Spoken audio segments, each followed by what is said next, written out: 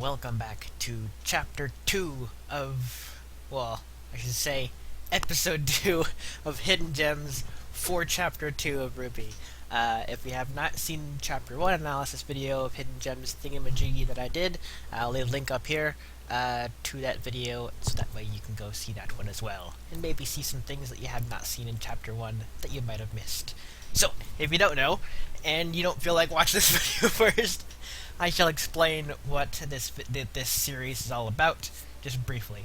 So, Hidden Gems is a video where basically I am going to go through the entire episode, and, not live, but, I've gone through the episode very in-depth, and looked at the background of every little thing to see if I found any kind of, like, hidden gems in the background, stuff like Easter eggs and stuff that the animators put in just to make it a little bit more funny, or just secret little things as a nod to some people. Just a bunch of things. There's this video, this chapter, I should say, didn't have that much, but it will seem like it, and you'll find out why.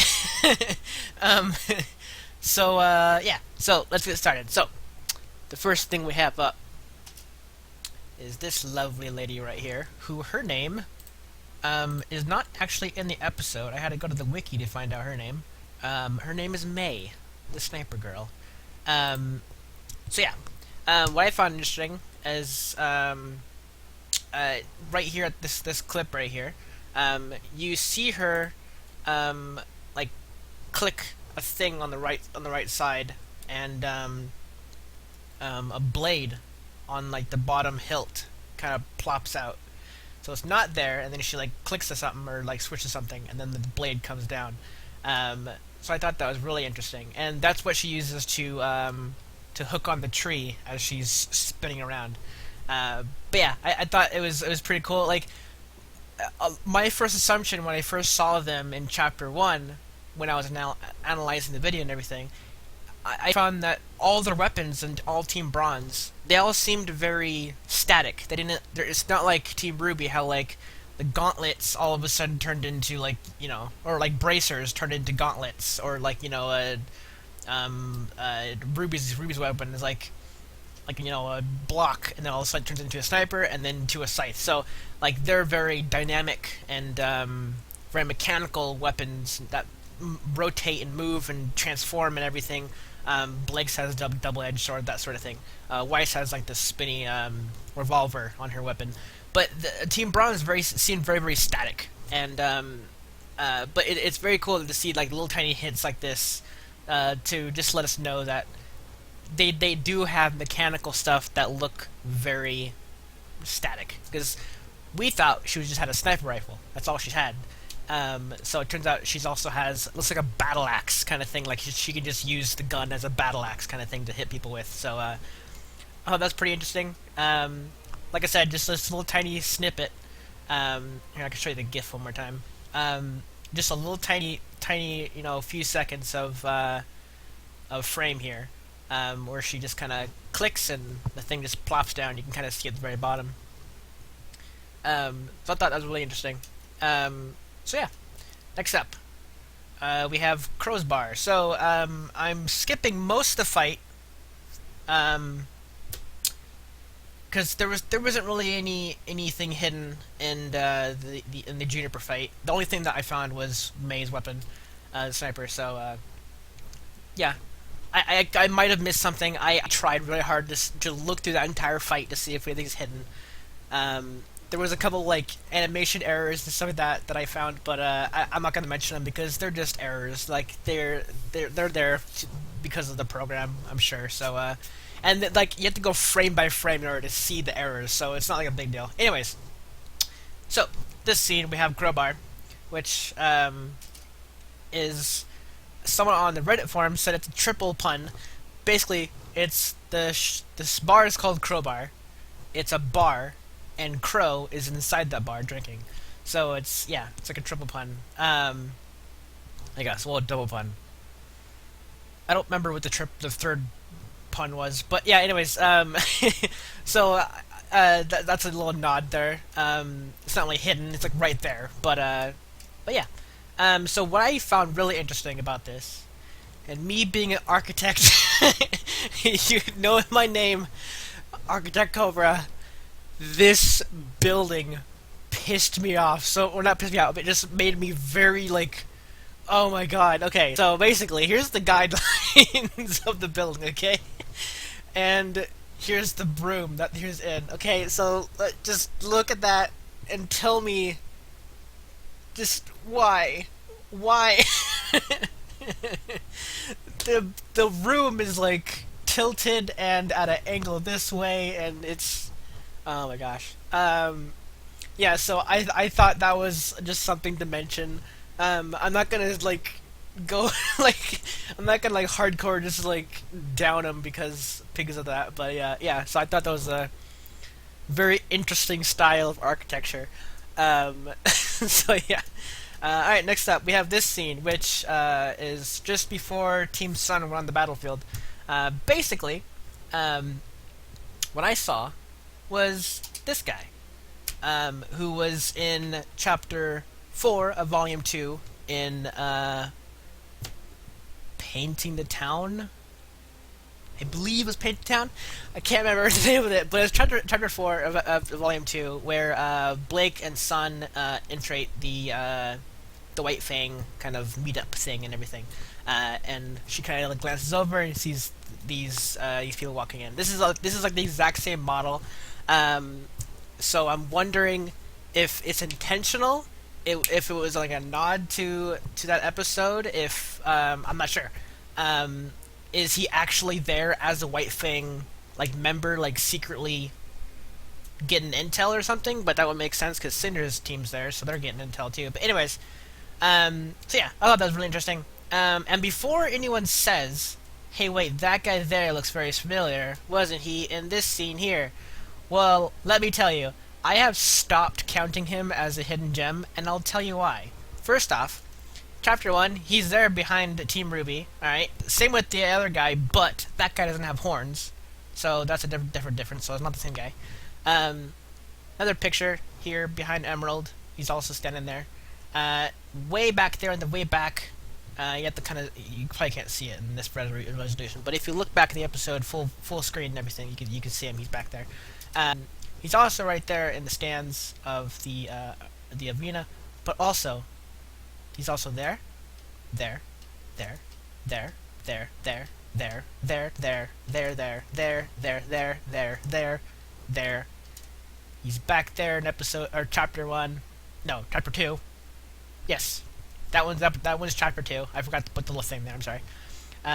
He's back there in chapter 2, and he has a twin in this one at the very end of chapter 2. So I stopped counting him as a hidden gem because Team RWBY the animation team of RWBY just decided to put him as a standard crowd in the background and stuff. So, but yeah, I thought that was pretty funny. So yeah. So like I said, I don't count him as a hidden gem. It's funny that he's there, but I don't know why they chose him to be one of the clones, I guess, to fill the stands.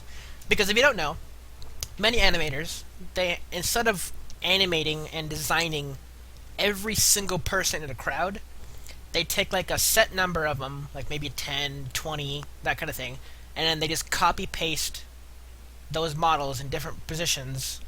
Sometimes they just copy paste the whole section and then just paste. But RWBY does it really well. They just copy the models and then they just paste them in certain, random locations and stuff. So, yeah, animation team did really good with the crowds and everything.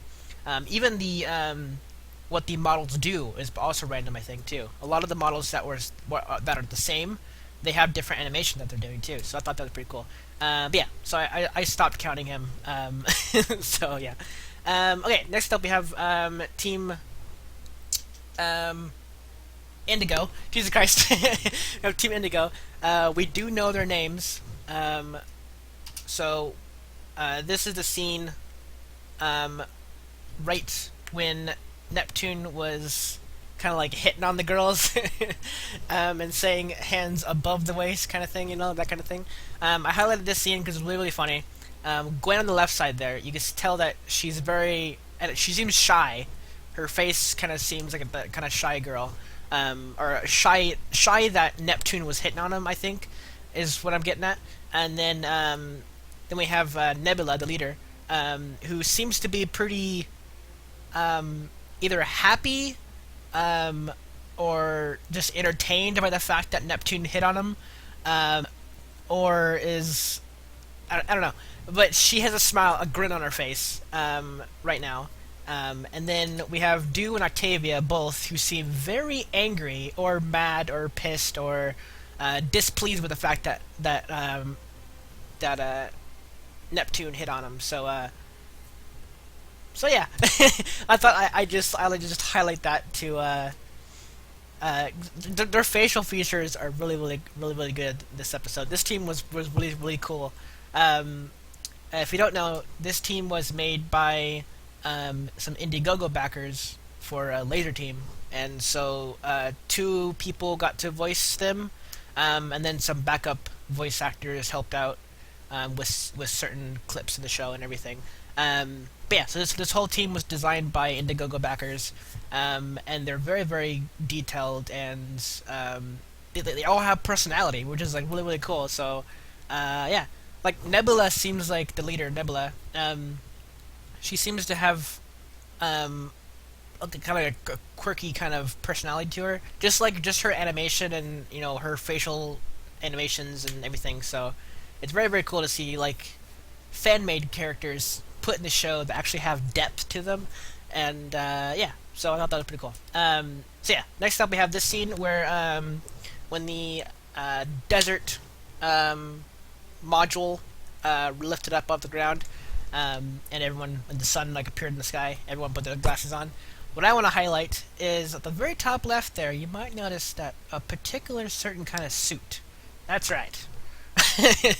These guys. there's one of the club thugs up there in the stands eating popcorn. That's the best shot I can get. It doesn't pan up any more than that. That's all that's there. It's just him. So I thought that was really, really entertaining to see. Yeah. So next up we have this one. This was the scene where Neptune found out what the second module of the arena is, and he is afraid of water. But a nice touch that I saw was the goggles that he has on his head. They're actually like mirroring what he's seeing. In the previous scene, just like a couple not even like 2 seconds behind this scene, there was nothing on the goggles, and then it zoomed in closer on Neptune's face, and then we saw the mirror image. So I thought that was very, very cool. Nice little detail there. And yeah. So also in this scene, we have Nebula and Dew in the background. I think what's going on here is they both realize that Neptune is afraid of water, or something's happening to Neptune, and Dew seems very happy that he's like afraid of something, because like I said before in the previous scene when we mentioned Team Indigo, they got hit on by Neptune, so I think this is like their payback kind of thing. They're like laughing at his expense, whatever. But yeah, Nebula seems pretty like pretty shocked at the fact, but Dew seems very happy, so that's really funny. Yeah. So next up we have this scene, which if you looked very closely at the episode, or you might have missed it, I don't know. A lot of people that I've talked to, they've noticed it, so it might be not that hidden, but basically Neptune here is stiff. His entire body is stiff, and the sun just kind of like taps him and moves him left to right like a board. I thought that was a nice little touch. Like this is like literally like 21 frames. This is all that happened in the show. It's just a little tiny like just nudge. And yeah, a lot of people saw it though. I think I saw it the first time around. I can't remember now. I have to look back at my reaction to see if I did. Um, but yeah, so that's what I saw. Okay, next up we have this scene, which this is originally how I found out the names of Team Indigo. Basically, up here at the top left, when Sage gets defeated, we see the scoreboard, and then if you zoom into it, you actually see Dew's name, Dew Gale, Gwen Darcy, and Octavia Ember. And at the top of there, it was very hard to actually see what her name fully was. But later at the credits, we know that it's Nebula.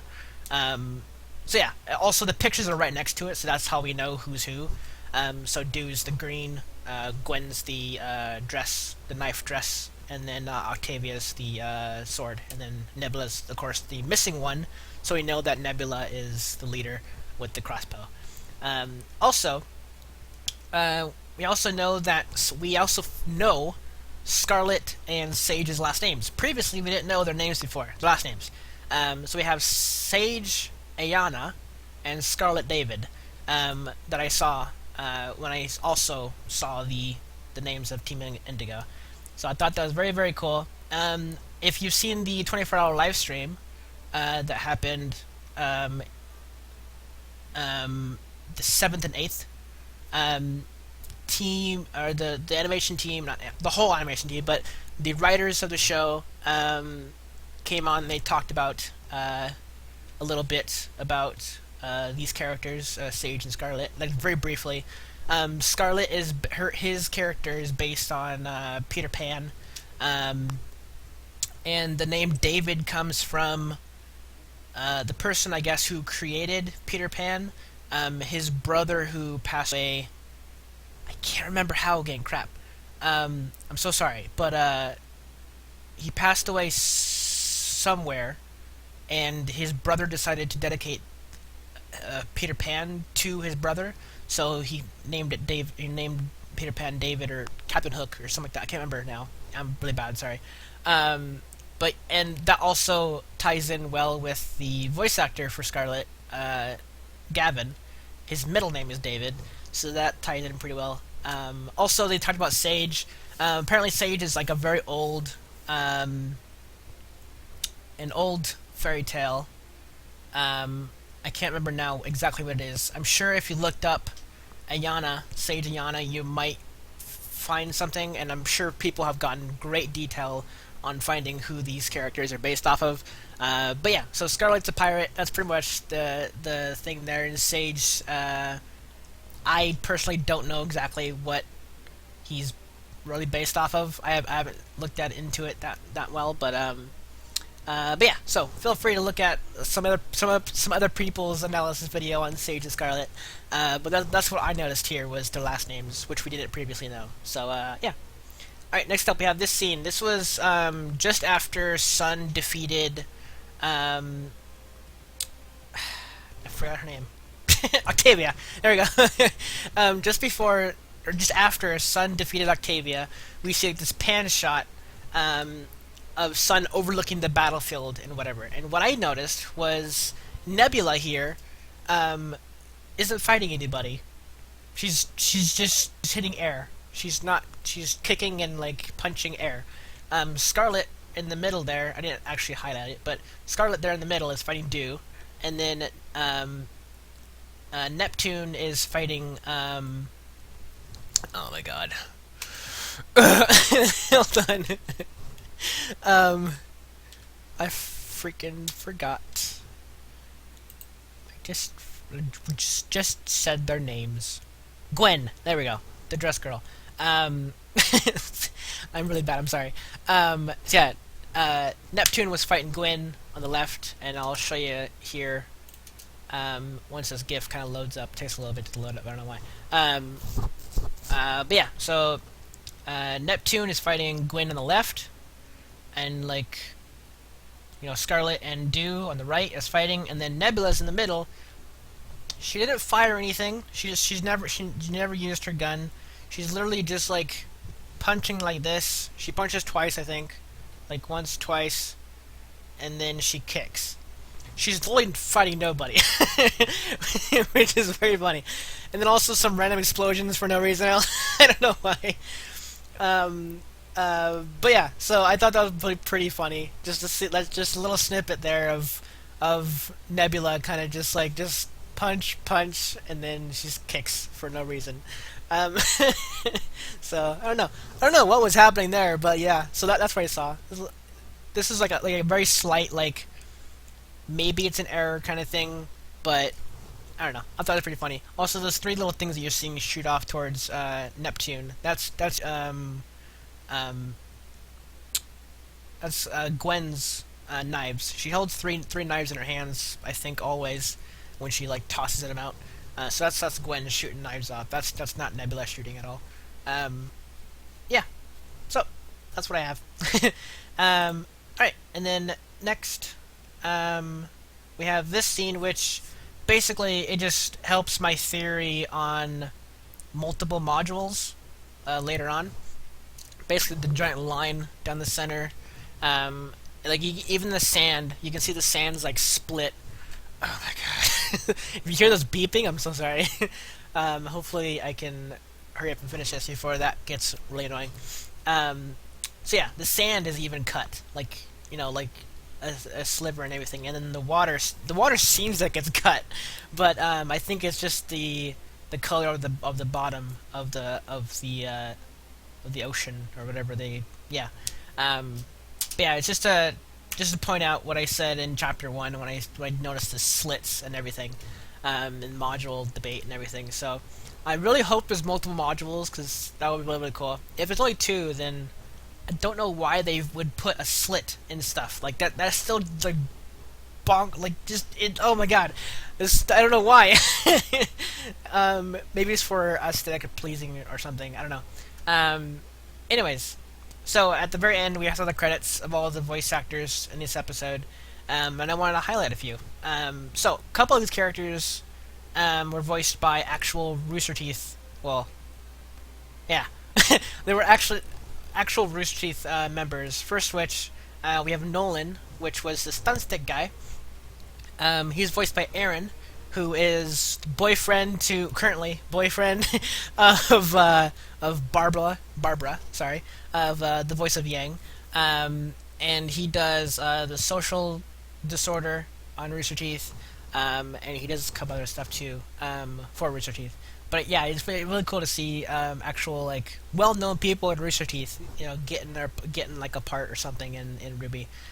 So we have Bronze, who was leader of Team Bronze, and he's voiced by Blaine, who is in a lot of things. He hosts stuff every now and then for Roosterteeth, and he is mostly the behind-the-scenes kind of guy, I believe.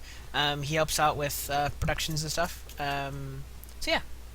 If you don't know, you might have seen it like a while back. He went to Disneyland and proposed to all the princesses, including one of the guys. I can't remember who it was. But yeah, so it's pretty funny to see Blaine in here too. And then we have Nebula, which this is how I got the full name of how to spell her name.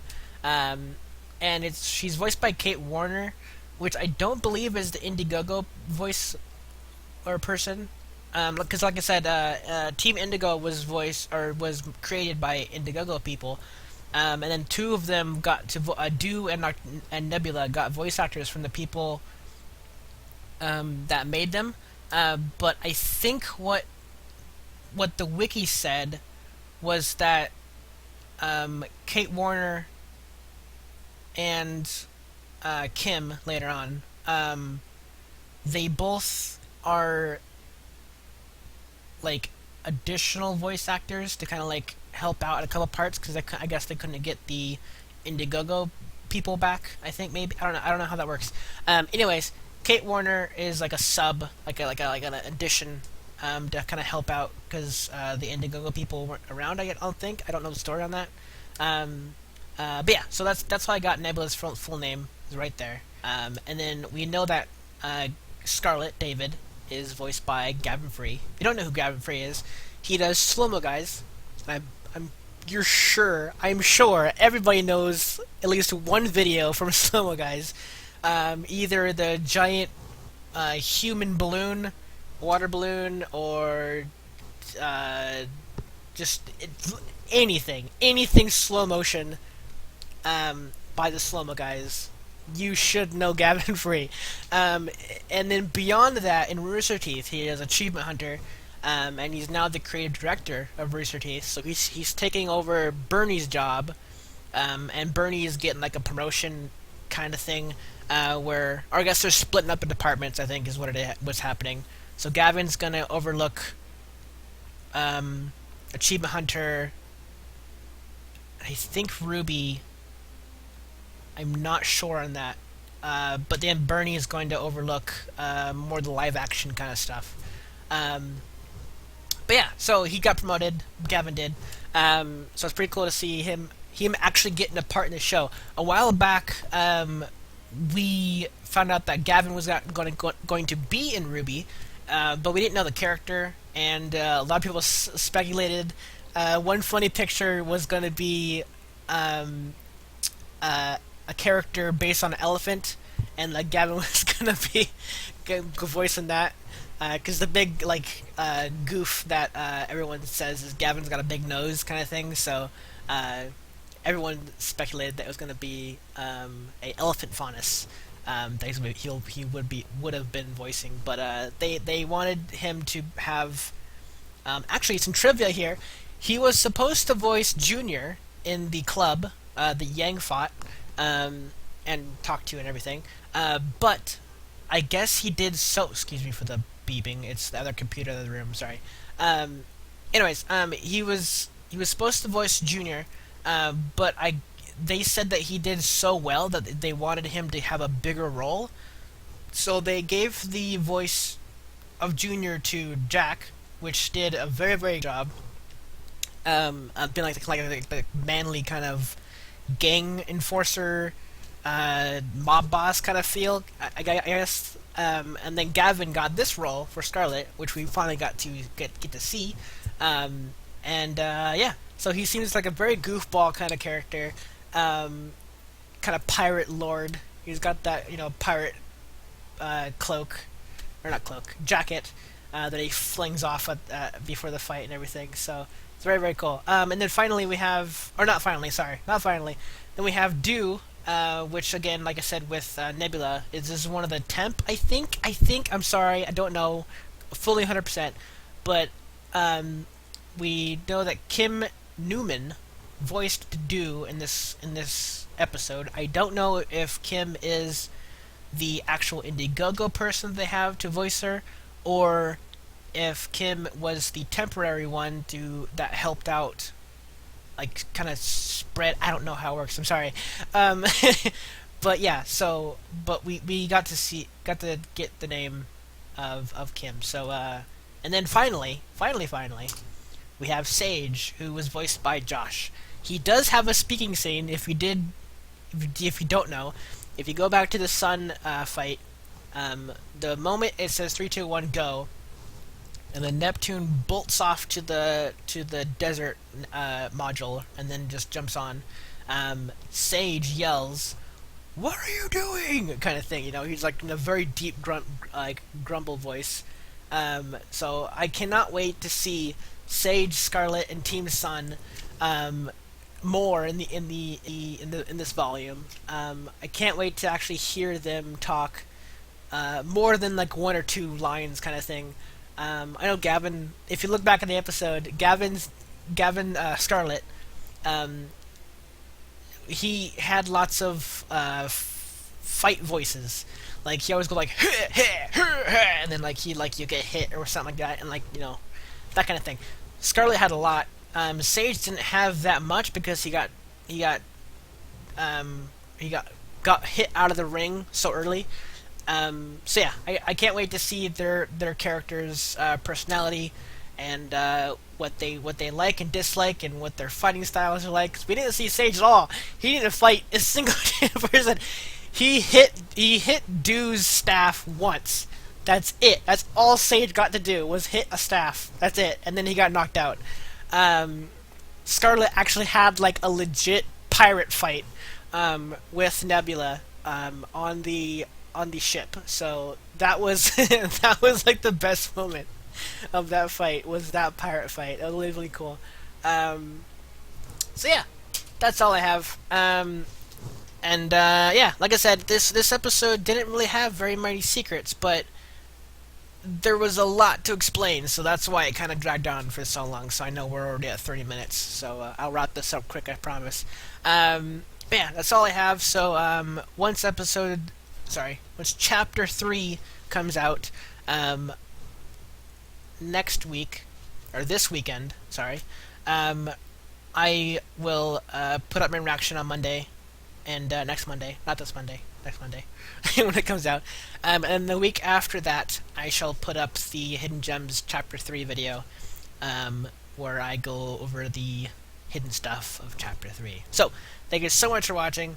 Like I said before, if you missed Chapter 1 of Hidden Gems, sorry, click up here to that link, and go see some stuff that you might have missed. Chapter 1 had a lot of hidden stuff.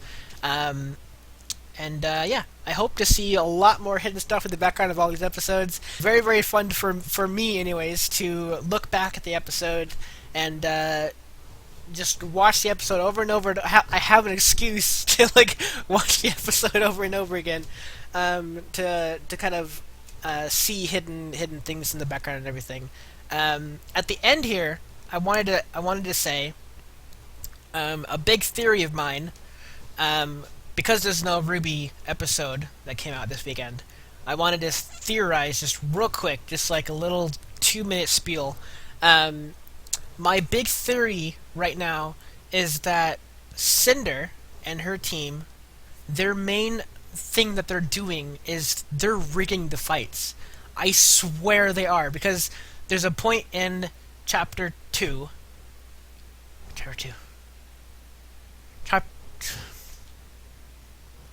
Chapter 1. Yeah, at Chapter 1 at the very end, where Emerald and Mercury are both talking in the stands, and Mercury's sitting there eating popcorn, and Cinder walks up, and they're saying, if we know the outcome of the fight, might as well enjoy it, or somewhere along those lines. But yeah, so that scene, hardcore had it in my mind that Cinder is rigging the fights, because it wouldn't make sense. Well, it does kind of make sense for the randomness, but Team Juniper had the advantage. They had the arena advantage. They had lightning for Nora, and then for Team Sun, I don't know. Team Sun's hard to explain. I don't know which one of those teams Cinder would have wanted to win. I'm not sure. I think that fight was more... Cinder must have been... I don't know. My plan's kind of falling apart there at Team Sun, but basically for Team Juniper, they had the upper hand with the arena. And I just, in the back of my mind, I've always wondered if Cinder is actually, like, rigging these fights so that way certain characters get defeated, or not defeated, the team gets defeated, or certain teams advance to the next round, so that way they're defeated that way. I'm not sure. We know that Cinder uploaded something to the communications tower network thing, so I don't know if they're listening in to conversations with that tower, to that hack, or a lot of people were theorizing that she's gonna take the robots over. That's why she hacked it in. So always just says like a phrase, something. Also, the robots start like going, like helping her out or something. But my big thing is the reason why she hacked into the system is that way she can rig the fights, and she can choose which teams are fighting against who, what their arenas are, and then just wait for the outcome. I swear that's like what I'm thinking right now. Hardcore is what she's doing. Is she's rigging the fights. So yeah. Also, that might explain that weird hidden gem in chapter 1 that I explained, where like the flashback to Team Crime. I don't know what their team name is, but with the bad guy team, Sinner's team, when they're fighting, there's no arena behind them. I don't know. That still might be just an error, but yeah. So that's my spiel out of the way. I'm so sorry if you had to wait through that. Like I said, this is the end, so there's not much for you to stick around anymore. So, anyways, thank you so much for watching. I will see you on this series back on Chapter 3 in 2 weeks' time, and I shall see you all for Chapter 3 in 1 week for my reaction and such. So, thank you so much for watching, and I'll see you next video.